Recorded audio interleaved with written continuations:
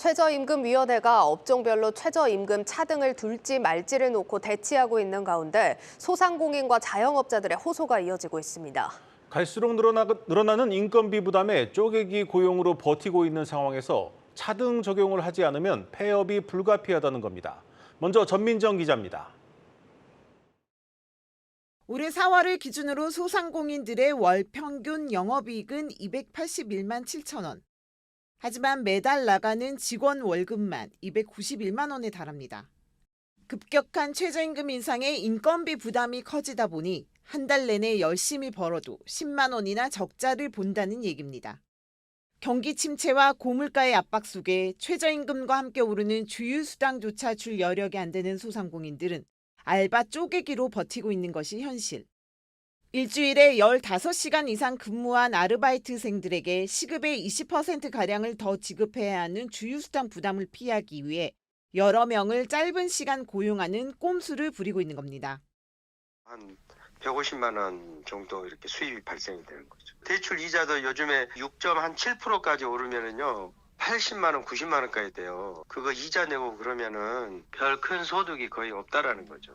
2명은 이제 주휴수당을 반만 주고 있고요. 운영 여력이 안 되니까. 소상공인 연합회의 설문조사에 따르면 소상공인의 절반 가까이가 최저임금이 인상될 경우 기존 인력을 감원할 수밖에 없다고 답했고, 중소기업 중앙회는 내년 최저임금이 노동계의 요구대로 12,000원으로 오르면 19만 명의 자영업자들이 나홀로 사장님으로 전락할 수 있다고 우려했습니다. 무리한 최저임금 인상으로 저임금 근로자들이 여러 곳에서 일을 구해야 하는 상황에 내몰리는 최저임금 인상의 역설이 현실화되고 있는 겁니다. 경영계는 숙박, 음식업 등 임금 지급 능력이 부족한 업종에 대해 최저임금을 낮게 설정하지 않는다면 소상공인과 자영업자들은 불가피하게 폐업을 선택할 수밖에 없다고 호소합니다. 폐업이라든지 사망한다든지 그걸 수령하는 거거든요. 노란 우산 공제 부금 신청 건수가 최근에 작년 대비해서 한 40% 정도가 늘었어요. 그만큼 이제 폐업이라든지 늘어나서 그런 거 아니냐 해석을 하고 있고. 최저임금위원회는 다음 주 업종별 차등 적용을 결론 짓겠다는 계획이지만 노동계의 반발이 커 좀처럼 이견을 좁히지 못하는 상황. 표결을 통해서도 구분 적용이 무산될 경우 내년 최저임금은 동결을 넘어 인하를 요구하는 목소리가 더욱 커질 것으로 보입니다. 한국경제TV 전민정입니다. 네, 경제부 이민재 기자 나왔습니다. 이 기자, 앞서 리포트에서 본 것처럼 이 최저임금을 인상할 경우 그 파장이 만만치 않을 것 같은데, 먼저 최저임금 인상이 소상공인 자영업자들에게 어떤 영향을 주는지부터 한번 분석을 해보죠. 네, 이 최저임금 상승이 소상공인에 영향을 주는지 안 주는지부터 일단 파악을 해야 될 것 같은데요. 네. 일단 지난 2000년부터 한 11년 기간 동안 이 자영업자의 어떤 비중 감소의 한 43% 정도가 이 중위임금 대비 최저임금의 비율이 상승한 게 원인이라는 분석이 있습니다. 이 KDI가 이 OECD 국가 패널 실증을 이제 살펴본 결과인데요. 이 중위임금은 말 그대로 이제 근로자 임금을 가장 낮은 금액부터 높은 금액까지 세워놓고 가운데에 위치한 임금 수준을 말합니다. 이 우리나라는 꾸준히 올라서 이미 지난 2019년에 60%를 넘어섰습니다. 이런 점을 감안했을 때 2002년 이후에는 최저임금 상승이 자영업자 감소와 연관성이 있다는 설명에 힘이 실립니다. 이 고용보험 가입자 등을 살펴보면 29세 이하 청년들은 도소매업이나 사업 서비스업의 이제 고용 비중이 높은데 여기에 굉장히 좀 자영업자가 많은 분야라는 점에서 여파가 연결될 수밖에 없다는 상황입니다. 네, 결국에는 청년 고용까지 영향을 미친다는 건데, 그렇다면 최근 우리나라의 청년층 고용 상황은 어떻습니까? 일단 당장 5월부터 보면 경제활동 참가율을 보면 29세 이하 같은 경우에는 이 다른 연령대 대비해서 좀 하락세를 보였습니다. 이 취업자 수도 줄었고요. 또 고용률 같은 경우에는 마이너스 0.2%로 전 세대 중에 유일하게 감소를 했습니다. 이 지난 4월 고용 동향에서도 이 청년층 취업자 같은 경우에는 13만 7천 명이 줄었는데 이는 2021년 2월 14만 2천 명 이후에 2년 2개월 내 가장 크게 감소한 수치입니다. 이 숫자만 줄어든 게 아니라 이 질도 안 좋아지고 있다는 분석이 나오는데요.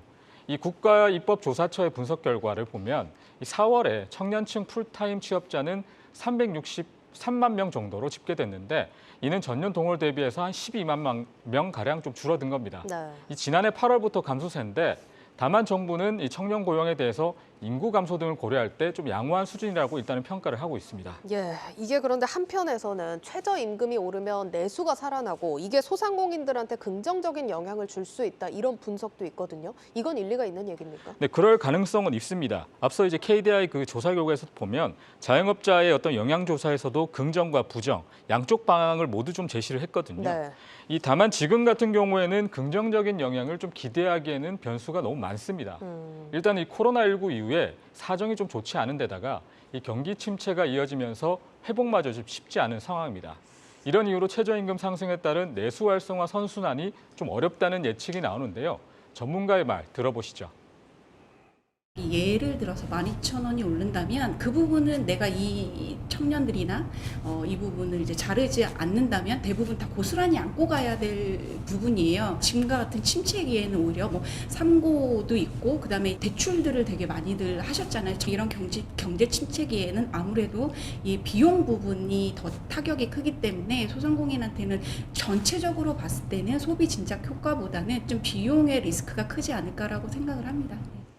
네, 여러모로 볼 때 이 최저임금을 여러 상황에 따라서 차등 적용하는 게 해법인 것 같은데 현재 업종별로 차등 적용하는 방안이 논의되고 있지 않습니까? 맞습니다. 소상공인을 비롯해서 경영계가 이 차등 적용에 대해서 좀 강력하게 주장을 하고 있거든요. 다만 이제 그 업종 등 기준 선정에 대한 고민은 좀 필요합니다. 예를 들어 이 같은 업종에서도 지역별로 다른 최저임금을 적용하게 되면 그 차이에 대한 어떤 비교 또 조정 요구 등이 늘어날 수밖에 없습니다. 그렇기 때문에 이 업종 차등이 채택될 경우에는 적용 방식 등에 대해서 좀 신중하게 검토를 해야 한다는 의견이 나옵니다.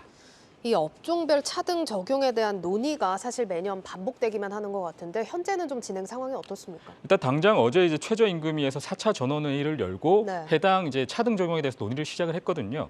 이 사용자 위원 측은 아무래도 지불 주체에 좀 부담을 줄여주기 위해서 이 차등 적용이 필요하다라고 주장을 하고 있습니다. 이 반면에 노동자 같은 경우에는 이 차등 적용이 되면 최저임금을 좀 무력화하는 것이라고 반발하고 있고요. 또 이미 2017년에 전문가의 의견을 제출한 바가 있는데 이때 어떤 낙인 효과 또는 의욕 상실 등을 이유로 좀 바람직하지 않다라는 결론이 나왔다라고 지적을 했습니다. 일단 고용노동부가 지난해 연구 용역을 의뢰를 했는데 이때 그 업종별 차등 적용에 관한 보고서를 작성한 전문가의 설명을 들어야 한다는 등 이 다양한 의견이 제시되고 있기 때문에 향후의 진통은 좀 계속될 전망입니다.